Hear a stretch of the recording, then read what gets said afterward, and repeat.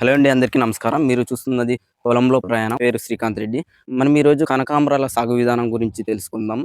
ఈ కనకాంబరాల సాగు విధానంలో అసలు ఇవి పైరు ఎక్కడి నుంచి తీసుకొచ్చారు, అలాగే దీనికి మెయింటెనెన్స్ ఖర్చులు ఏ విధంగా ఉంటాయి, దీనికి మందులు ఏమేమి వాడుతున్నారు, అలాగే వీటి మార్కెట్లో ధరలు ఏ విధంగా ఉంటాయి అని అడిగి తెలుసుకునే ప్రయత్నం చేస్తాము. మీ పేరు? నా పేరు చెన్నారెడ్డి, మీ ఊరి పేరు? కుందుర్పి. మీరు ఎన్ని సంవత్సరాల నుంచి కనకాంబరాలు సాగు మేము చేస్తున్నారు? 10 సంవత్సరాల నుండి చేస్తున్నాము. ఇప్పుడే మీరు మొదట 10 సంవత్సరాలు అంటున్నారు కదా, అప్పుడు పైరు ఎక్కడి నుంచి తీసుకొచ్చారు? పెద్దపల్లి గేట్ అని అక్కడ కర్ణాటక నుంచి తెప్పించాము. ఇది ఎంత ఎంత విస్తీర్ణంలో సాగు చేస్తున్నారు? 1 ఎకరా ఉంటుంది. ఎకరాకు గానీ మీకు ఎంత ఖర్చు వచ్చింది ఈ పైరు? ఎకరాకు కానీ పైరుకు రూపాయికి ఒక పైరు తెచ్చాము. అప్పుడు 10,000 రూపాయలు అయింది. మామూలుగా ఇంకంతా మనమే కలుపు ఇట్లాదంతా మనమే చేసుకుంటాము. ఇక్కడ దీంట్లో కూడా కలుపు అది ఇది మందు అంతా కొడితే ఏమి గిట్టుబాటు కాదు. మనమే కలుపు మొక్కలు అవన్నీ పీకేసుకుంటాం కాబట్టి మనకి రోజు కూలి మంది ఒకరు పోకుండా మన కూలి వస్తుంది అంతే. దీనికి మందులు ఏమేమి వాడుతున్నారు? మేమైతే ఇది రోగరు, కరాటి ఇట్లాంటివన్నీ వాడుతుంటాము. కొంచెం తక్కువ ధరలవే వాడుతుంటాము. ఎక్కువ ధరలు తెచ్చి చాలా డోస్ వేసుకొని కొట్టినా కూడా ఇట్లా ఈ మొగ్గంతా రాలిపోయే అవకాశం ఉంటుంది. ఎక్కువ డోసేజ్ పెట్టడం. ఇప్పుడు ఇవి ఎన్ని సంవత్సరాల చెట్లు?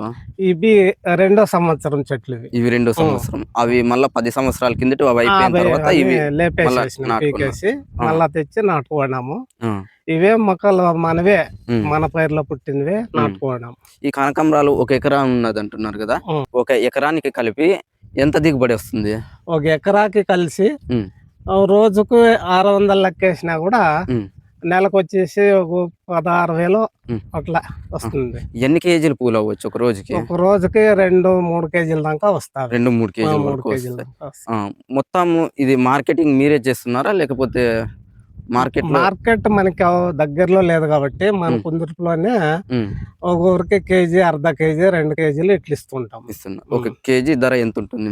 400. అంటే మీకు ఈ కనకాంబరాల సాగు విధానంలో లాభం ఉన్నదా, నష్టం ఉన్నదా? ఇప్పుడు ఉండే ఈ పంటల కంటే ఇదే చాలా మేలు రైతుకి. ఎక్కడ కూలోళ్ళని పెట్టే పని ఉండదు, మనమే ఇంటోళ్ళే వచ్చి చేసుకునే అవకాశం ఉంటుంది కాబట్టి మనకేం దీంట్లో లాభమే ఉంటుంది, నష్టమే ఉండదు. ఇవి మొత్తంగా ఎన్ని నెలల వరకు వస్తుంటాయి? ఇవే జనవరి నుంచి జూన్, జూలై దాకా వస్తుంటాయి. ఒక 3 నెలలు 4 నెలలు 6 నెలలు వస్తాయి.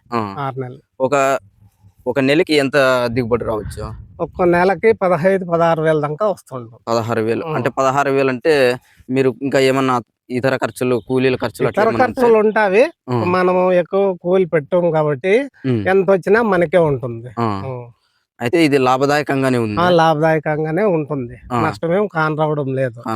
అందుకే మేము మిగతావన్నీ ఏమి చేయడం లేదు, బరే కనకాంబర చెట్లే. ఇంకా ఒకవేళ ఓన్ గా అమ్ముకోగలిగితే ఏమన్నా ఇంకా మరింత లాభదాయకం ఉంటుంది. మనమే అంతా పీకోపోయి విడిపించుకోపోయి నైట్ అంతా కట్టుకొని పొద్దున్నే అమ్ముకుంటే 1000 రూపాయల దాకా ఉంటుంది అవకాశం. ఒక కేజీకి 1000 రూపాయల దాకా ఉంటుంది. 2 కేజీలు అంటే ఒక 2,000 రూపాయలు అట్లా వస్తాయి. 100 రూపాయలు బారు మామూలుగా అమ్ముతుంటారు.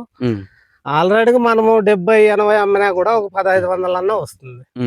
ఈ 1 ఎకరానికి కలిపి మీకు టోటల్ గా ఎంత ఖర్చు వచ్చింది?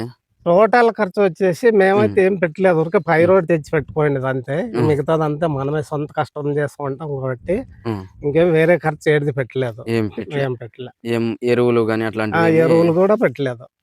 ఖాళీ నేలకే నాటేసినాము, అందుకే రెండు తక్కువగా వస్తా ఉండే పూలు. మీకు ఈ కనకాంబరాల సాగు విధానంలో ఏమనిపిస్తుంది? ఎవరైనా పెట్టుకోవాలంటే లాభదాయకంగా ఉందా, లేకపోతే వాళ్ళకి ఏం సలహా చెప్తారు? ఎవరన్నా పెట్టుకొని మనం ఇంటోళ్ళే కూలి పెట్టుకోకుండా చేసుకుంటే లాభం ఉంటుంది. కూలి పోకుండా మనమే కష్టపడాలి, మన పని మనమే చేసుకోవచ్చు కదా, ఇంకొకరికి పోయి చేసేదానికంటే అని చెప్తా ఉన్నాము. కూలి పెట్టే వాళ్ళు ఎవరన్నా పెడతామన్నా కూడా వద్దంటా ఉండ, నష్టం వస్తుంది మీకు.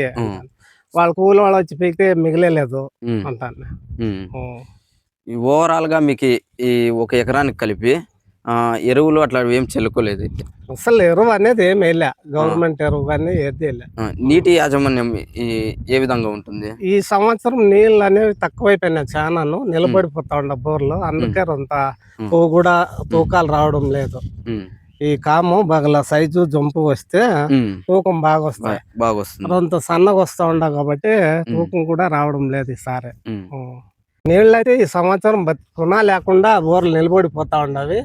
ఈ చుట్టుపక్కల కూడా చాలా మంది బోర్లు వేపించినారు, అయినా కానీ ఎవరికి ఒక్క ఇంచి కూడా పడలేదు.